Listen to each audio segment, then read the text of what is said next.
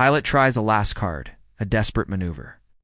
He has Jesus scourged, perhaps thinking that brutal violence would appease the crowd's bloodlust, throw it off track. But the brutality of the Roman whip, tearing at the flesh, only further inflamed the hatred. The scarcity of compassion was total. The soldiers, with sadistic mockery, braid a crown of thorns and place it on his head, dressing him in a purple robe. Humiliation, pain, derision, all mingled in cruel torment.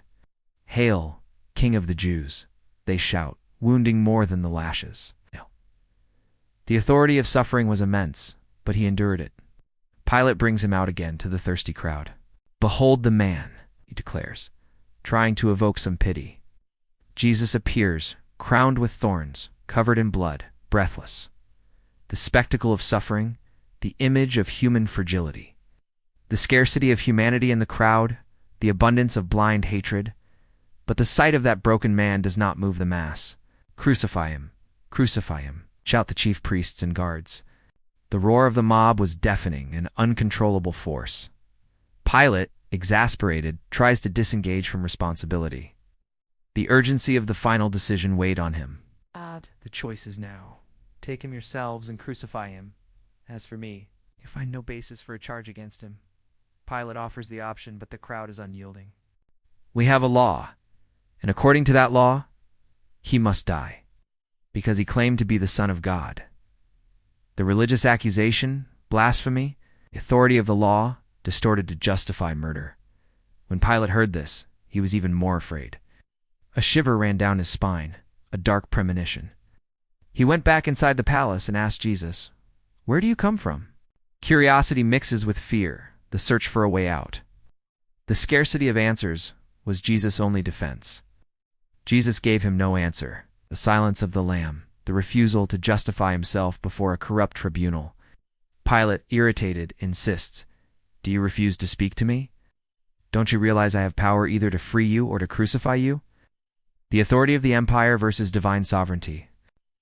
Jesus answers, with the calm of one who holds all power, "You would have no power over me if it were not given to you from above." The revelation of supreme authority, which transcends Pilate. He was a mere instrument, a piece in a larger plan. Pilate's urgency to understand his insignificance. From then on, Pilate tried to set Jesus free. An internal battle, the struggle against his own conscience. But the Jews shouted, "If you let this man go, you are no friend of Caesar. Anyone who claims to be a king opposes Caesar." The political blackmail. The scarcity of courage, the fear of losing personal power. Faced with the threat, Pilate gives up resisting. He brought Jesus out and sat down on the judge's seat at a place known as the Stone Pavement, which in Aramaic is Gabbatha. It was about noon on the day of preparation for the Passover. Destiny was being fulfilled. The authority of politics prevailed over justice. "Here is your king," Pilate proclaims, perhaps ironically, but they shouted, "Away with him! Away with him! Crucify him!" Pilate, for the last time, "Shall I crucify your king?" The final answer of the chief priests, laden with betrayal, "We have no king but Caesar." The renunciation of their own identity. Finally, Pilate handed him over to them to be crucified. The supreme sacrifice was beginning, the divine plan in motion. So the soldiers took charge of Jesus, carrying his own cross. He went out to the place of the skull, which in Aramaic is Golgotha. The urgency of fulfilling destiny, of enduring pain. There they crucified him, and with him 2 others, one on each side, with Jesus in the middle. The most heinous crime, the most terrible scene, the Son of God between 2 criminals, despised and rejected. The scarcity of justice, the abundance of human cruelty. The fear of death was now a stark reality. Pilate had a notice prepared and fastened to the cross. It read, "Jesus of Nazareth, the King of the Jews," written in Aramaic, Greek, and Latin for all to read. A truth proclaimed in 3 languages, the irony of power. The authority of truth that imposed itself even in condemnation. Many of the Jews read this sign, for the place where Jesus was crucified was near the city. The chief priests protested to Pilate, "Do not write the King of the Jews, but that he said, I am King of the Jews. The attempt to change the narrative, to control perception. The scarcity of acceptance of his kingship, the abundance of rebellion. Pilate answered, "What I have written, I have written." A last display of power, or perhaps obstinacy. The truth, even if involuntary, was recorded for eternity. The authority of a declaration that would be remembered. The fear of truth could no longer be contained. When the soldiers crucified Jesus, they took his clothes, dividing them into 4 shares, one for each of them. With the undergarment remaining, which was seamless, woven in one piece from top to bottom. Total stripping, extreme humiliation, despoilment, the scarcity of human respect, the abundance of greed. "Let's not tear it," they said to one another. "Let's decide by lot who will get it." This happened that the scripture might be fulfilled which says, "They divided my clothes among them and cast lots for my garment." Prophecy unfolded, every detail fulfilled. Near the cross of Jesus stood his mother's sister, Mary the wife of Clopas, and Mary Magdalene. Indescribable pain, the testimony of faithfulness amidst horror. The darkness of the scene was confronted by the light of love, the authority of love that remains, even in total loss. When Jesus saw his mother there and the disciple whom he loved standing nearby, he said to his mother, "Woman, here is your son," and to the disciple, "Here is your mother." A legacy of love and care even in the final agony. The scarcity of time did not prevent the fulfillment of love. From that time on, this disciple took her into his home. An act of obedience and compassion, delegated responsibility. Proof of the importance of relationships, of family bonds. Jesus' authority to reorganize lives even on the cross.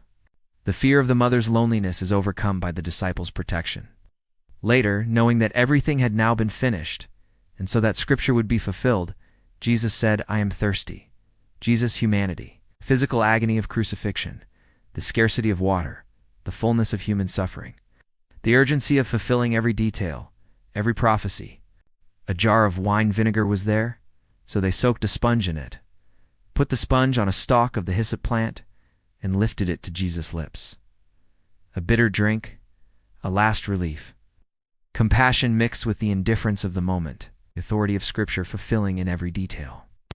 When Jesus had received the drink, he said, "It is finished." The declaration of victory, the triumphant cry of the Lamb, the work of redemption finalized, the plan of salvation fulfilled.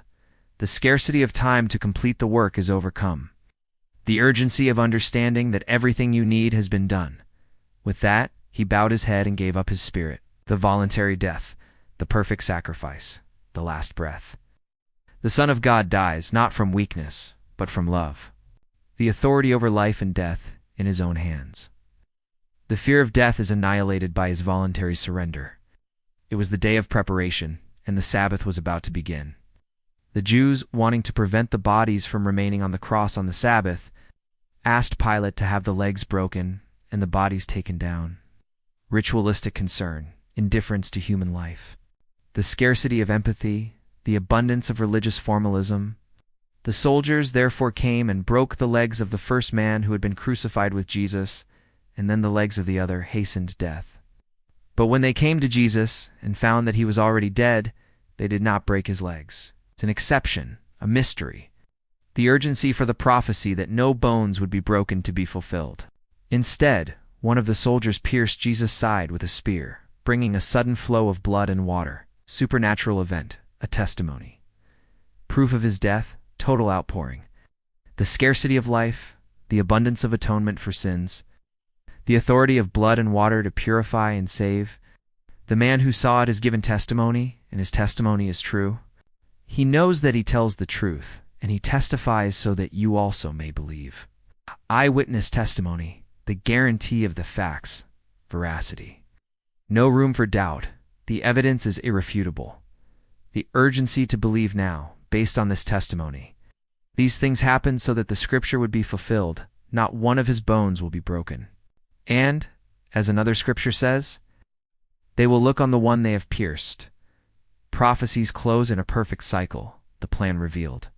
The authority of the word that fulfills in every detail. Later, Joseph of Arimathea, a disciple of Jesus but secretly, Because he feared the Jewish leaders, asked Pilate for permission to take down the body of Jesus. Pilate gave him permission. So Joseph came and took the body away. Courage emerges in the final hour. Loyalty manifests itself. The scarcity of courage is overcome by faith. He was accompanied by Nicodemus, the man who earlier had visited Jesus at night. Nicodemus brought a mixture of myrrh and aloes, about 75 pounds. He who once sought secrets in darkness now pays a public, bold, valuable tribute. The urgency to honor the Master, even in the face of threat. Taking Jesus' body, the two of them wrapped it, with the spices, in strips of linen. This was in accordance with Jewish burial customs. At the place where Jesus was crucified, there was a garden, and in the garden a new tomb, in which no one had yet been laid. Because it was the Jewish day of preparation, and since the tomb was nearby, they laid Jesus there. The darkness of the tomb, the promise of life, the price of your salvation was paid on the cross. The choice is yours.